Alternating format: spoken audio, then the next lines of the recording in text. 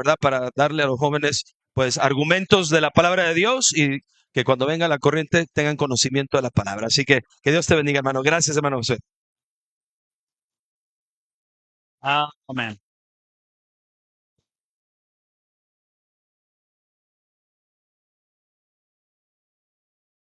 Bueno, pues después de haber dicho lo de la carne y el tocino, vamos a ver si lo puedo terminar en unos 7, 8 minutos, ¿les parece? ¿Sí? O a lo mejor un poquito más, a lo mejor sí me tardo una hora con 7, una hora con 8, no lo sé. Pero bueno, vamos a comenzar con el tema de esta sesión, que es la pregunta, ¿puedo confiar en la Biblia? ¿Puedo confiar en la Biblia?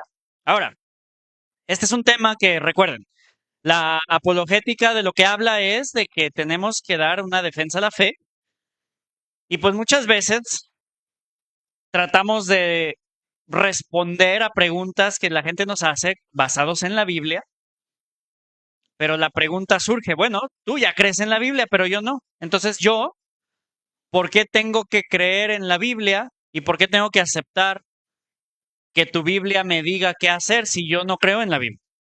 ¿Yo por qué estoy obligado a creer que lo que tú me estás diciendo con la Biblia es la verdad? Porque si tú la crees, qué bueno por ti, pero pues yo no creo en la Biblia. Entonces, tú puedes abrirme tu Biblia y leerme todo lo que quieras, pero yo no me siento con la obligación de pensar o de creer que lo que me estás leyendo ahí es verdad. Aparte, ¿quién hizo la Biblia? ¿Quién inventó ese libro? ¿Dios? ¿De verdad? ¿Dios con su mano se puso a escribir la Biblia? ¿Cuántos creen que eso sucedió? ¿Cuántos creen que un día esta Biblia tan bonita que tengo aquí bajó del cielo así? Y un día yo la recibí ahí como paquete de Amazon y decía, de parte de Dios. ¿Cuántos creen que eso sucedió? Entonces, ¿por qué tengo que creer este libro? Lo escribieron los hombres, técnicamente sí. Entonces, ¿qué estamos haciendo aquí, jóvenes? ¿Quién sabe? Ya nadie sabe, ¿verdad? Bueno, vamos a comenzar. La Biblia no es un solo libro de fe, sino también un documento histórico cuyos méritos pueden ser analizados críticamente. ¿Se acuerdan que hace rato les dije que la verdad no le teme al cuestionamiento? Entonces, si tú quieres cuestionar a Dios, tienes todo derecho de cuestionar su existencia porque Dios es verdad. Bueno, de la misma manera, la palabra de Dios es verdad. La misma Biblia declara ser verdad, pero sí hay argumentos que pueden ayudar a la Biblia a sostener todo lo que dice ser. Y hay argumentos, digamos, extra bíblicos, porque no pueden venir de la misma Biblia, que nos ayudan a nosotros a tener la confianza, la paz y la certeza de que lo que tenemos aquí realmente es confiable, ¿ok? No son fake news. Estos no son recopilaciones de publicaciones de Facebook. No, son documentos que se han logrado preservar con mucho cuidado, con mucha responsabilidad y como ningún otro documento en toda la historia de la humanidad. Así que vamos a hablar un poco de este tema. Vamos a orar. Padre, te damos gracias por este tiempo. Por favor, bendice estos minutos y ayúdame a ser de ánimo, a bendición y edificación a los jóvenes aquí. Te lo ruego en Cristo Jesús. Amén. Bien, vamos a examinar 3 razones principales por las que muchos consideran que la Biblia y el contenido de la Biblia sí es creíble. ¿Ok? Número 1, vamos a hablar sobre la fidelidad en la transmisión del texto. Número 2, vamos a hablar del cumplimiento de las profecías que vienen en la Biblia.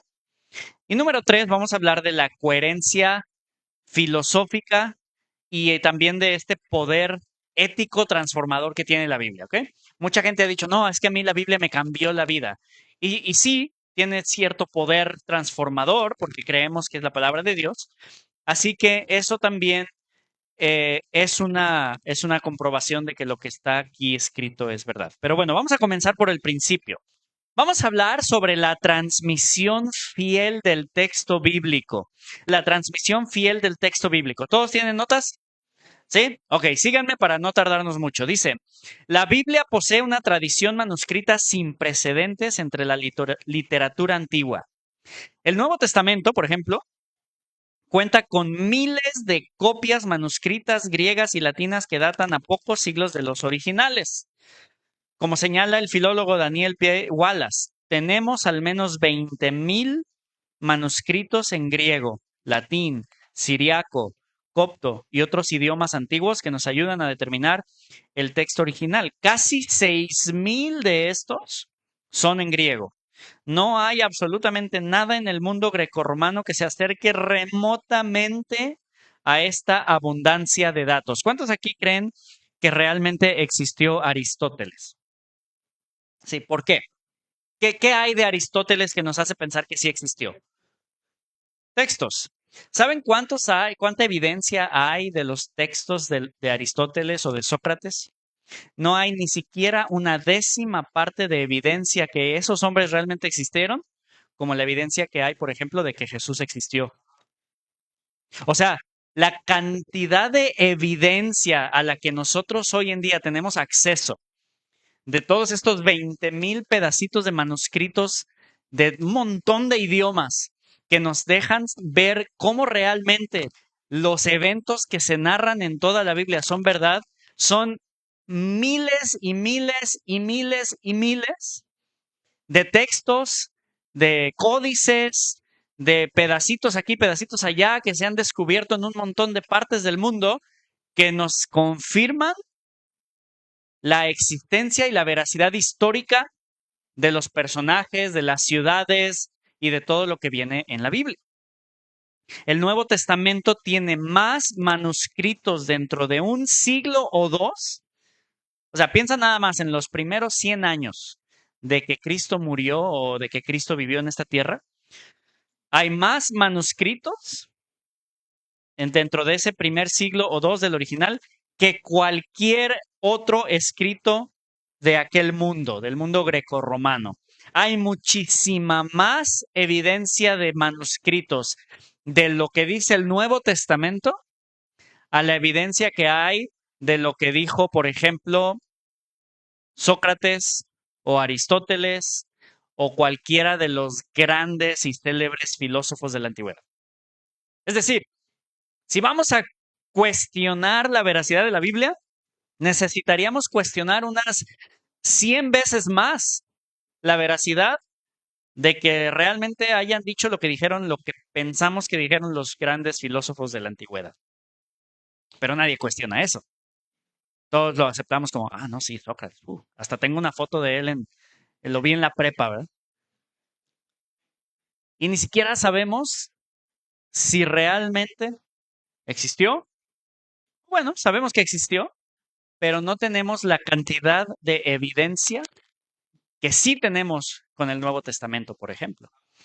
Entonces, Bart Ehrman, un crítico textual agnóstico, no cristiano, agnóstico, entre paréntesis, un agnóstico es alguien que dice que no se puede saber si Dios existe. Puede ser que sí, puede ser que no, no se sabe. Un ateo es alguien que afirma que no, pero un agnóstico es alguien que dice que no se puede saber.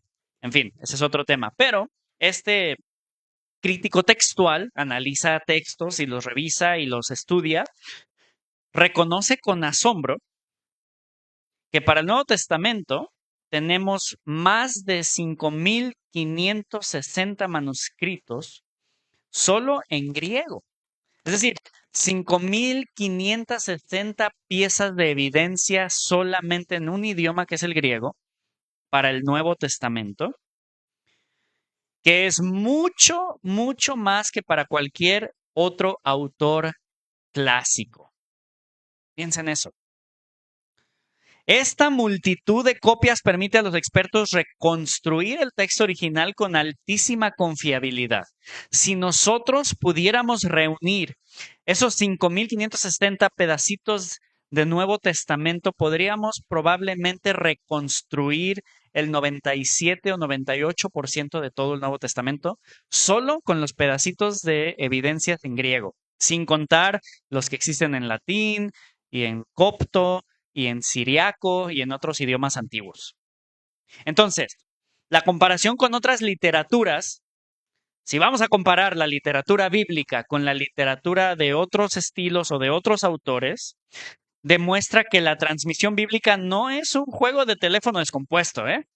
No tenemos aquí lo que alguien le dijo a fulanito y fulanito a sutanito y sutanito a su hijo y su hijo a su nieto y su nieto a su bisnieto hasta que alguien lo escribió. No, no, no, no, no. No es un juego de teléfono descompuesto, sino un proceso muy bien cuidado. Es decir, lo que nosotros tenemos aquí como la Biblia no es un libro religioso que alguien nos dijo, ten, léelo y cree todo lo que diga. Como algunos nos quieren hacer pensar que así fue. Este libro que tenemos en las manos es el resultado de miles y miles y miles de copias y copias y copias de muchos lugares del mundo, de muchos idiomas, de gente que lo escribió que a veces ni siquiera era cristiana, como el historiador Flavio Josefo, que ni siquiera era cristiano y que nos deja todo un registro de un hombre llamado Jesús que dijo que venía de Dios y que la gente, pues, algunos sí lo quieren, otros no lo quieren, y que confirma en fin, tenemos muchísima evidencia de lo que la palabra de Dios dice. Muchísima más que cualquier otro autor de esa época. Y de hecho, yo diría que de cualquier época. Wallace explica que la copia del texto bíblico antiguo fue verificada en múltiples etapas, a diferencia de un solo jugador susurrando en el oído del otro. Los escribas generalmente corregían su trabajo contra los manuscritos anteriores. Así, pese a que hay miles de variantes entre manuscritos, por ejemplo, entre la versión Reina Valera y traducciones modernas hay unas 5,000 diferencias en griego, la gran mayoría son menores. ¿Qué quiere decir eso? Que son cambios de orden de palabras o uso de sinónimos. Eso quiere decir que las diferencias que existen entre estos códices, pergaminos, pedacitos de textos aquí y allá que se encontraron en diferentes partes del mundo, a veces las diferencias que hay son la diferencia entre decir, por ejemplo,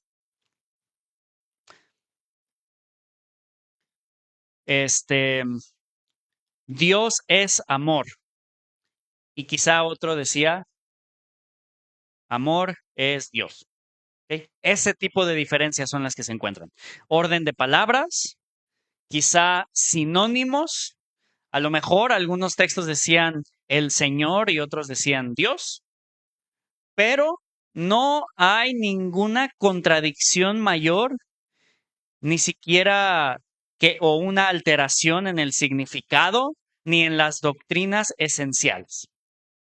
Entonces hay una perfecta coincidencia, unidad y fidelidad entre todos estos miles de pequeños manuscritos que se han encontrado. De hecho, como concluye Wallace citando a Ehrman, ninguna creencia cristiana fundamental se ve afectada por variantes textuales en la tradición del Nuevo Testamento. En resumen, el método de copia fue deliberado y preciso, no fue azaroso, o sea, no fue al azar.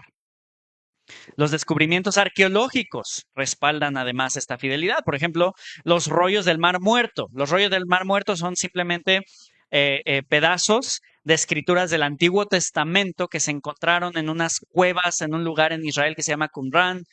Y una vez, no tengo tiempo de contarles toda la historia, pero un pastor de ovejas andaba en el desierto, por ahí cuidando sus ovejas, aburrido, aventando piedras. Y de repente aventó una piedra que se escuchó como sonó como con eco. ¡Pum! Y luego aventó otra y sonó. ¡Pum!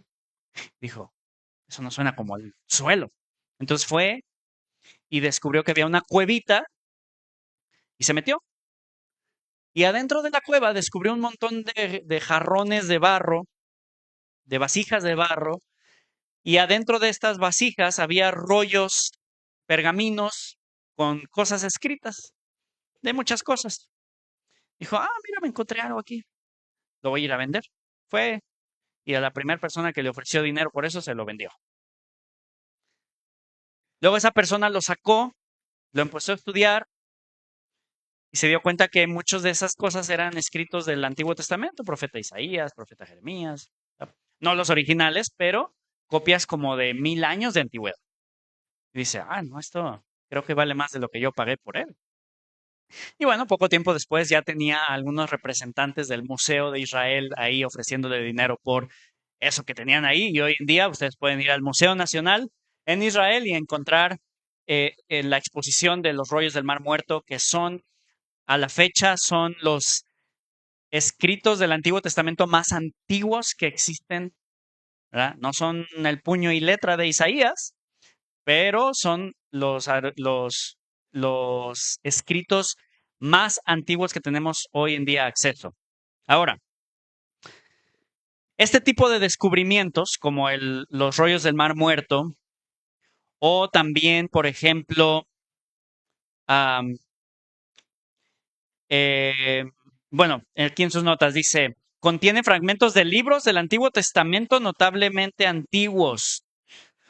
Un manuscrito de Génesis del siglo I después de Cristo, hallado en Qumrán. Esto demuestra que el texto bíblico ha sido copiado con gran cuidado. Perdón, es virtualmente idéntico al texto hebreo medieval conocido como el texto masorético. Ahora, aquí nada más quiero explicar estos dos términos, porque estamos hablando de términos que a lo mejor no conocen. Uno es los rollos del Mar Muerto y otro es el texto masorético. Ahora, lo que quiero que entiendan de por qué es importante entender esto es lo siguiente. El texto masorético es el texto del Antiguo Testamento en hebreo, del cual se tradujo nuestro Antiguo Testamento al español. ¿Ok? Entonces, los que tradujeron la Biblia al español usaron como fuente el Antiguo Testamento de un texto que se llama el texto masorético. ¿Ok? Históricamente, todas las traducciones han usado ese texto como su base porque era lo que se tenía. Pero después, por ahí de 1900 y cacho, se descubre esto que les cuento de los rollos del Mar Muerto. Y cuando lo estudian, se dan cuenta que son por lo menos 1000 años más antiguos que el masorético. Wow, entonces todos los estudiosos empiezan a pensar, bueno, ese texto que acaban de descubrir es 1000 años más antiguo que el que nosotros hemos estado utilizando para traducir todas las Biblias del mundo. Vamos a ver qué dice. Y adivina qué descubrieron. Que sea lo mismo. Entonces, eso nos muestra que el texto había sido transmitido y copiado tan cuidadosamente que básicamente lo que leemos hoy es el mismo que leían hace 2000 años. Eso hablando arqueológicamente. En el sentido histórico, la arqueología confirma la credibilidad de personajes y lugares bíblicos. Hay muchas veces que la gente ha querido atacar la palabra de Dios diciendo, es que en la Biblia habla de ciudades de las cuales nunca nosotros hemos encontrado en el mapa. La Biblia habla de reyes de los que no hay registro, ni siquiera sabemos si sí existieron o no. Por ejemplo, entonces, encontramos algo que se llama la estela de Tel Dan. La estela de Tel Dan es una pequeña piedra que se encontró en la parte de Dan, en el norte de Israel, y esa piedra tenía una inscripción en ella por un rey arameo victorioso que en algún momento tuvo guerra contra esa área del mundo. Y este rey arameo escribió en esta piedra la frase Casa de David. Casa de David. Eso quiere decir que esa referencia es la primera evidencia histórica independiente de la Biblia que nos habla de que existió un rey llamado David, a cuya casa este rey arameo le había hecho guerra. Entonces, tenemos este descubrimiento de esta pequeña piedra. Bueno, no es tan pequeña, es una piedra un poco grande, pero tiene la inscripción en arameo. No nada más dice casa de David, dice más cosas, pero entre ellas dice la frase casa de David. Asimismo, en 1961 se descubrió en Cesarea una losa inscrita en latín con las palabras, por ejemplo, Tiberium Pontius Pilate. ¿A qué le suena? Tiberio Poncio Pilato, ¿verdad? Praefectus Iduae. Y esta es una pieza, una losa que se le conoce hoy en día ya como la célebre piedra de Pilato, que confirma la existencia real de Poncio Pilato como gobernador romano de Judea, encuadrando al Nuevo Testamento en su contexto histórico. O sea que no nada más existe Poncio Pilato en la Biblia, existe fuera de la Biblia. Y hay evidencia arqueológica para eso. No solamente existe la casa de David en el Antiguo Testamento, existe la casa de David fuera del Antiguo Testamento. Entonces hay evidencias arqueológicas, hay evidencias textuales, hay evidencias extra bíblicas que nos llevan a pensar que lo que está aquí escrito sí es confiable. ¿Vamos bien hasta ahí? Bien. Número 2, en sus notas, el cumplimiento de profecías bíblicas. Y esto es increíble. La segunda razón es la exactitud profética de la Biblia. Yo pienso que si nada más tuviéramos este punto, ya con eso tendríamos suficiente razón para creer que la Biblia es verdad. La Biblia contiene cientos de profecías, especialmente en el Antiguo Testamento, que los cristianos interpretan como cumplidas por hechos históricos concretos. Por ejemplo, se le atribuyen predicciones puntuales al Mesías, como la ubicación del nacimiento en Belén, en Miqueas 5:2, y nombre, por ejemplo, del conquistador Ciro, en Isaías 45:1. Vamos a Isaías 45:1. Quiero que lean esto.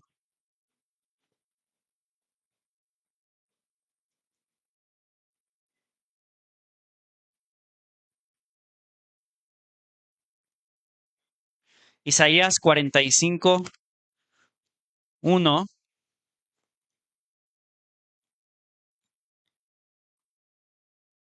Aquí es Dios hablando y dice, así dice Jehová a su ungido.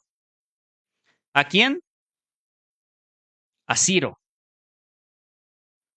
al cual tomé yo por su mano derecha para sujetar naciones delante de él y desatar lomos de reyes para abrir delante de él puertas y puertas que no se cerrarán. Y empieza a dar toda una explicación de lo que Dios va a hacer con Ciro, o de por qué Dios escogió a Ciro y todo lo que Ciro va a lograr. Pero, ¿adivinen qué? Esta profecía se escribió cientos de años antes de que Ciro naciera. O sea que lo que Dios está diciendo aquí, de que Ciro va a hacer la voluntad de Dios y va a ser por amor de mi siervo Jacob y de Israel, mi escogido, te llamé por tu nombre, te puse sobrenombre, aunque no me conociste, yo soy Jehová, ninguno más hay, no hay Dios fuera de mí. Yo te ceñiré, aunque tú no me conociste. Ciro, te estoy hablando, pero tú todavía no existes. Vas a nacer dentro de cientos de años después. Y luego nace el gran rey Ciro el persa y cumple al pie de la letra todo lo que Dios ya había dicho que iba a cumplir. ¿Cuáles son las probabilidades de eso? ¿Cuáles son las probabilidades de que tú ahorita digas una predicción de que dentro de unos 400 o 500 años van a ser un rey que va a lograr esto y esto y esto y esto y esto y esto y esto y esto, y después de 500 o 600 años nazca ese rey y cumpla al pie de la letra todo lo que se predijo de él? Cero posibilidades, si no fuera que realmente las profecías bíblicas son verdaderas. Esto incluye indicaciones específicas. De hecho, algunos analistas han cuantificado esta improbabilidad. Por ejemplo, el matemático Peter Stoner consideró 8 profecías concretas en su libro Science Speaks, que significa la ciencia habla. Él analizó 8 profecías mesiánicas. Cuando digo mesiánicas, me refiero específicamente a profecías que se cumplieron en Jesús. Entonces, él hizo una lista de 8 profecías específicas que cumplió Jesús para calcular matemáticamente la probabilidad de que una sola persona las cumpliera todas por simple casualidad. ¿Ok? Él y su equipo, compuesto por estudiantes y colegas matemáticos y científicos, eligieron profecías claras, específicas y verificables, tanto en los textos antiguos como en el cumplimiento histórico. Y aquí están las 8 profecías que analizó. Número 1, la profecía de que esta persona iba a nacer en Belén. La profecía está en Miqueas 5:2, que se escribió 700 años antes y se cumplió exactamente igual en Mateo 2:1. ¿Con quién? Con Cristo. Número 2, que iba a tener un heraldo que lo precedía. Esta profecía se escribió en Malaquías 3:1 y, adivinen qué, se cumplió en Mateo 11:10 con Juan el Bautista como el precursor. ¿Adivinen de quién? También de Cristo. Número 3, entrar en Jerusalén montado en un pollino. Esa profecía está en Zacarías 9:9 y luego se cumplió exactamente al pie de la letra en Lucas 19:35 al 37. Y adivinen quién la cumplió. También Cristo. Número 4, ser traicionado por un amigo. Profecía en Salmo 41:9 y se cumplió en Juan 13, versículo 18 y 21. Adivinen quién cumplió esa profecía. También Cristo. Pero no se traicionó nada más así como nos traicionan a ti y a mí. Versículo 5. Número 5. Fue vendido por 30 piezas de plata. Eso ya está más difícil de cumplir. Pues esa profecía está en Zacarías 11:12, pero se cumplió en Mateo 26:15. Adivinen quién cumplió esa profecía. Cristo, la misma persona. Número 6. El dinero de la traición, esas 30 piezas de plata, iba a ser arrojado al templo y usado para comprar el campo del alfarero. Hasta nos dice qué terreno se iba a comprar con ese dinero. ¿Dónde nos lo dice? En Zacarías 11:13, por lo menos 500 años antes. Y adivinen dónde se cumple. En Mateo 27:5 al 7. Y adivinen de quién está hablando. ¿De la traición de quién? ¿De Judas a quién? A Jesús también, a Cristo, la misma persona. Número 7, permanecer en silencio ante sus acusadores. Eso se profetizó en Isaías 53:7 y se cumplió en Mateo 27 del 12 al 14. Y adivinen quién cumplió esa profecía. Jesús. Número 8, morir crucificado entre criminales. Eso se profetizó en Isaías 53:12, se cumplió en Mateo 27:38 y adivinen quién fue el que fue crucificado entre malhechores. Jesús. 8 profecías específicas que Jesús, una misma persona, cumplió al pie de la letra por lo menos 500, 600 o hasta 700 años después de su predicción. Stoner, siendo un matemático profesional, estimó que la probabilidad de que una sola persona, en este caso Cristo Jesús, cumpliera estas 8 profecías específicas al azar, era de 1 en 10 a la 17ª potencia. O sea, ponle 17 ceros. Y esa es la probabilidad, matemáticamente hablando, de que una sola persona pudiera cumplir estas 8 profecías, esa misma persona sola.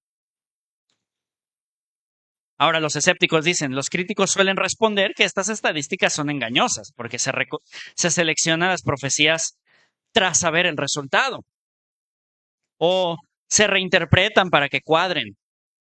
Ellos argumentan también que algunos pasajes son ambiguos y pueden aplicarse a diversos hechos, pero ante ello puede señalarse que las profecías mesiánicas no se insertaron después de los eventos, pues los textos hebreos son anteriores y por varios siglos.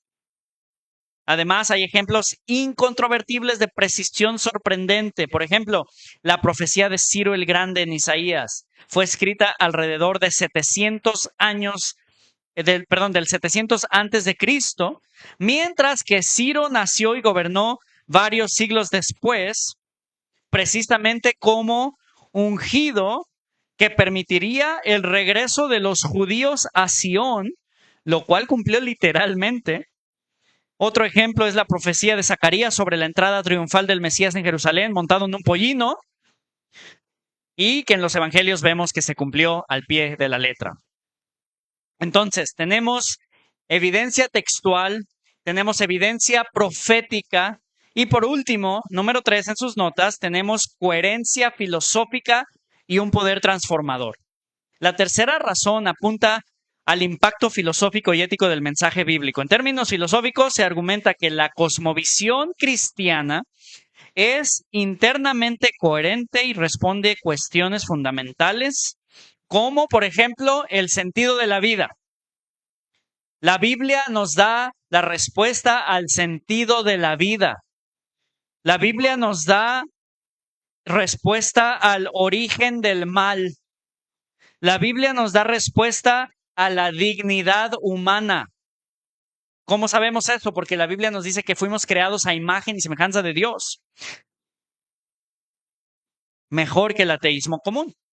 El ateísmo común no nos puede realmente dar una respuesta sobre el sentido de la vida. No nos puede dar una respuesta tampoco sobre el origen del mal. Porque para muchos ateos el mal es subjetivo, ni siquiera saben qué es mal. Y no nos puede dar una respuesta sobre la dignidad humana, cosa que la Biblia sí puede hacer. El biólogo J.B.S. Haldane observó que si nuestros procesos mentales fueran solo el resultado de movimientos atómicos en el cerebro, no tenemos motivo para suponer que nuestras creencias sean verdaderas. En otras palabras, un materialismo radical se socava a sí mismo al eliminar la confianza racional. Si lo que pensamos ni siquiera puede ser confiable, pues ni siquiera hay que pensar, no vale la pena pensar. Son un montón de procesos químicos nada más ahí revueltos que no significan nada y ni siquiera podemos saber si lo que estamos pensando es confiable o no.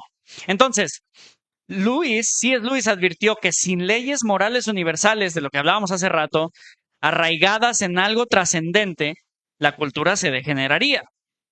Es famoso su ejemplo de la abolición del hombre, donde señala que una educación relativista deja hombres sin pecho, lo que él llamaba hombres sin pecho, a quienes sin sentimientos morales entrenados se les sigue exigiendo virtud. Él dijo, hacemos hombres sin pecho y les exigimos virtud y empresa. Nos reímos del honor y nos asombra hallar traidores entre nosotros.